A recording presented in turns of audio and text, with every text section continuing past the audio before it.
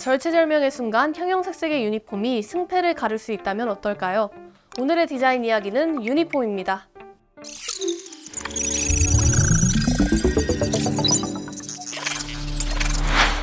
치열한 스포츠 경기 속 승부를 가르는 요소 어떤 게 생각나세요? 팀워크, 기세, 팬들의 뜨거운 응원 정도가 있을 것 같은데요. 놀랍게도 이 세 가지 요소에 모두 영향을 끼치는 아주 작은 디테일이 있습니다. 바로 유니폼의 색상이죠. 데즈먼드 모리스의 책 축구 종족에 따르면 실제로 축구팀들은 유니폼 색상을 고를 때 몇 가지 원칙을 적용합니다. 유니폼의 첫 번째 목적은 눈에 잘 띄는 거죠. 녹색 잔디와 확실하게 구분되는 색상을 골라야 팀원들이 어디로 뛰어가는지 제대로 확인할 수 있는데요. 우리가 흔히 사용하는 유니폼 색상 중 가장 눈에 잘 띄는 색상을 골라보자면 빨간색입니다. 이번 2024 아시안컵 출전국들의 유니폼도 빨간색의 비율이 높은데요. 총 24개 출전국 중 11개 팀이 빨간 유니폼을 입습니다. 물론 대부분 국가대표 유니폼은 국기의 색상에 따라 결정된다고 하지만 빨간색 유니폼은 프로클럽에서도 많이 볼 수 있어요. 영국의 프리미어리그만 보더라도 리버풀, 아스날, 맨체스터 유나이티드 등 시인성이 뛰어난 색상을 사용하고 있고요. 다른 스포츠에서도 적지 않은 팀이 빨간색 유니폼을 사용하고 있습니다. 수많은 색상 중에 빨간색이 가장 눈에 잘 띄는 이유, 여러 개 빛의 종류 중 사람의 눈으로 볼 수 있는 게 가시광선이잖아요. 이 중에서도 빨간색은 대기를 통과하면서 그 빛이 흩어지지 않아요. 빛이 흩어지지 않고 잘 뭉쳐 있으니까 멀리서도 잘 보이게 되는 거죠.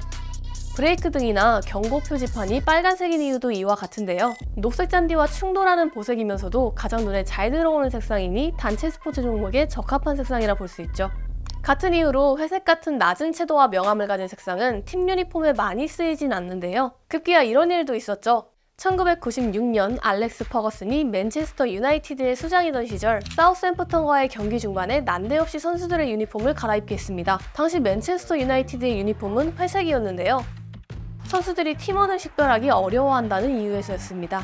전반전에만 0대3으로 3번이나 골문을 내주었던 맨체스터 유나이티드는 옷까지 갈아입었지만 결국 한 골밖에 만회하지 못하고 1대3으로 패배했는데요. 이후 회색 유니폼은 역사 속으로 사라졌죠.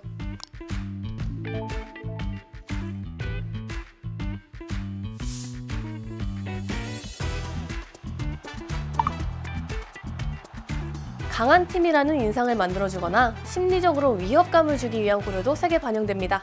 흰색을 입으면 몸이 커 보인다거나 빨강이 공격성과 위협감을 극대화한다는 연구 결과가 많이 있어요. 바로 이런 인상을 유니폼 선정 시 고려한다는 건데요. 심지어 빨간색의 이런 특성이 심판의 판정에 영향을 끼친다는 연구도 있습니다. 잉글랜드 더럼 대학의 연구에 따르면 붉은 도복을 입은 태권도 선수가 다른 색을 입을 때보다 점수를 더 얻는다는 연구를 발표했는데요. 도복색만 바꾼 똑같은 비디오를 심판에게 보여줬더니 같은 경기 영상임에도 빨간 도복을 입었을 때 점수를 13%나 더 줬습니다. 색상이 선수는 물론이고 심판의 심리에도 영향을 끼치는 거죠.